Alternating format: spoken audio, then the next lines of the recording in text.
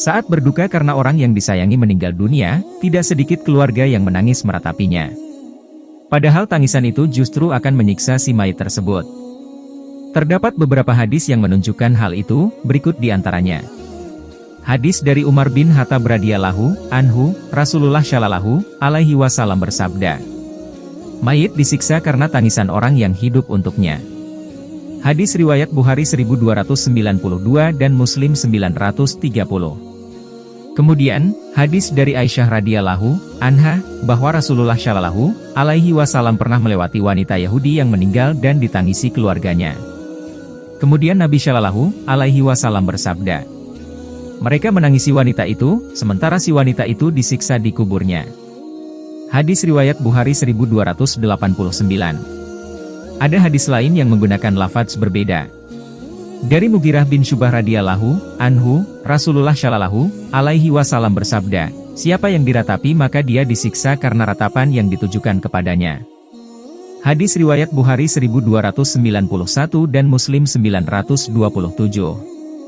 Kemudian, disebutkan dalam hadis Ibnu Umar, bahwa Rasulullah shallallahu alaihi wasallam dan beberapa sahabatnya pernah menjenguk Sa'd bin Ubadah yang ketika itu sedang dirundung kesedihan seluruh keluarganya. Melihat suasana sedih, Nabi shallallahu alaihi wasallam bertanya, apa dia sudah meninggal? Belum, ya Rasulullah, jawab keluarganya. Kemudian Nabi shallallahu alaihi wasallam menangis. Para sahabat pun ikut menangis. Kemudian Nabi shallallahu alaihi wasallam bersabda, tidakkah kalian mendengar, bahwa Allah tidak menyiksa disebabkan tetesan air mata atau kesedihan hati? Namun Allah menyiksa atau merahmati disebabkan ini, beliau berisyarat ke lisannya. Sesungguhnya mayit disiksa disebabkan tangisan keluarganya kepadanya. Hadis riwayat Bukhari 1304 dan Muslim 924.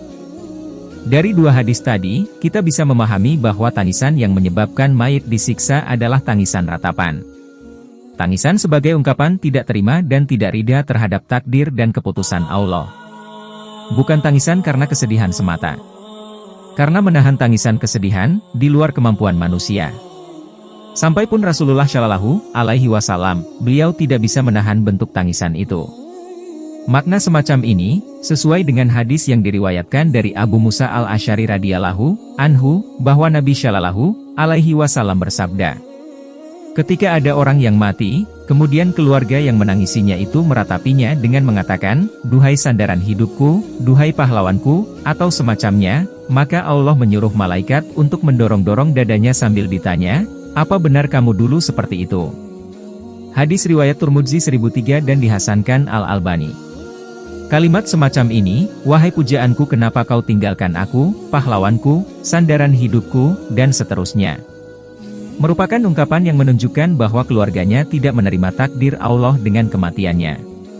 Sehingga hukuman yang diberikan Allah adalah dia dipukuli malaikat, sambil dihina dengan pertanyaan, apa benar kamu seperti yang diucapkan orang itu?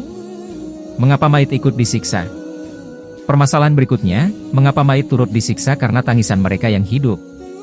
Padahal dia tidak melakukan kesalahan apapun. Tangisan itu adalah kesalahan keluarganya yang ditinggal mati. Kita simak keterangan An-Nawawi. Ulama berbeda pendapat tentang maksud hadis bahwa mayit disiksa karena ratapan keluarganya. Mayoritas ulama memahami bahwa hukuman itu berlaku untuk mayit yang berwasiat agar dia ditangisi dan diratapi setelah dia meninggal. Kemudian wasiatnya dilaksanakan. Maka dia disiksa dengan tangisan dan ratapan keluarganya karena kematiannya. Karena dia menjadi penyebab adanya tangisan itu.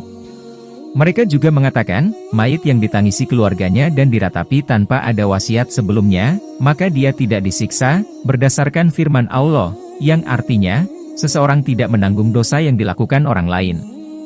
Mereka mengatakan, bahwa bagian dari kebiasaan orang Arab, mereka berwasiat agar diratapi.